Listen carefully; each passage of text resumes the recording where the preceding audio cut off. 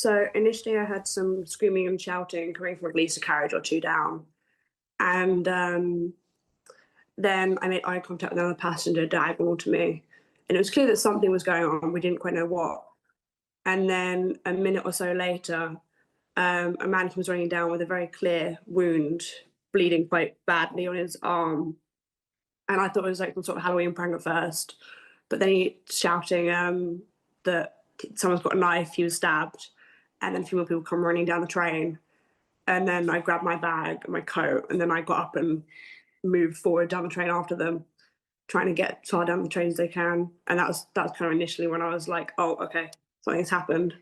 I saw someone who was very badly injured, very lots of blood around them. They were either collapsed or like looking about, they were about to fall over. And people were trying to pass back hoodies and things to pack the wound. I was in Coach H. I was literally just listening to Audible on my phone.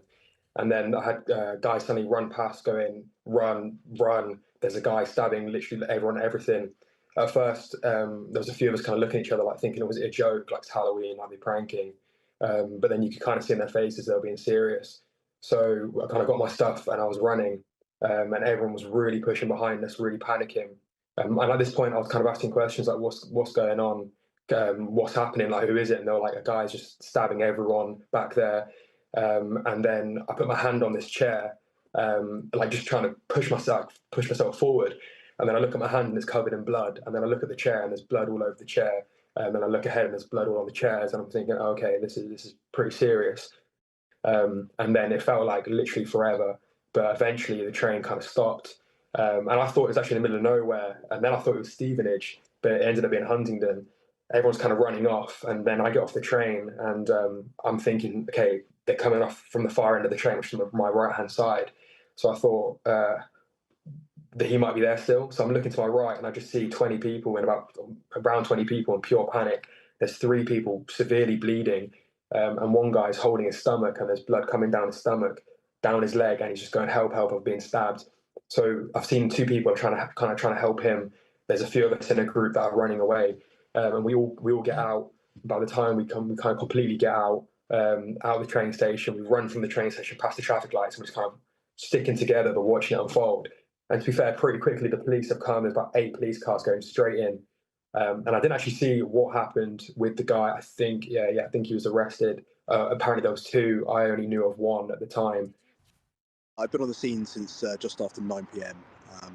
When I arrived, there was a really significant emergency services presence. The emergency services you can see behind me, much reduced from what it was when I first got here an hour and a half ago. There must have been 10 ambulances, a number of fire engines and well over 20 police cars, including armed police. My understanding so far, and I've not been briefed officially by the emergency services, but my understanding is that the attack took place on the train. It's a LNER train from Newcastle to King's Cross. The attack took place just after Peterborough station, and there were multiple stabbings. The train stopped at Huntingdon, and armed police were able to deal with the situation then. Given that the train was heading from Newcastle to King's Cross, there's a good chance that those involved directly in the incident aren't constituents. But obviously this incident taking place here has raised huge concerns. I've been contacted by a number of people already. I'll be offering reassurance and making sure that we can deal with any local incidents that fall out as a result of this. But my thoughts stay firmly with the victims and those who've been involved in this terrible incident. I think I can't see any further than that at this point in time. It's simply a terrible incident and one that's involved any number of innocent people, and my thoughts are with them. I think until we know more information about the nature of the incident and the motives behind the attacker, it's going to be very difficult to understand exactly what's taken place and why. It seems to be almost pure chance that the attack took place whereabouts it did, given the length of journey that the train was on, and we don't know anything more about why the attacker did what he did and took those actions. So really just waiting for more information, but trying to give people reassurance. I doff my hat to the first responders when I got here. The nature of the emergency response and the scale of the response was hugely impressive. And given the nature of the incident and how serious it was, extremely brave of those first responders to be able to come here and neutralise the threat so quickly.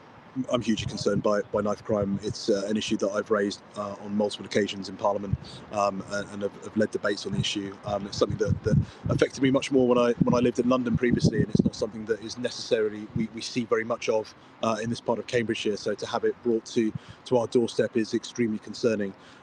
It's something that I take very seriously, and I'll be looking to make sure that I can speak to the police and understand what we can do to make sure that incidents like this don't take place going forwards.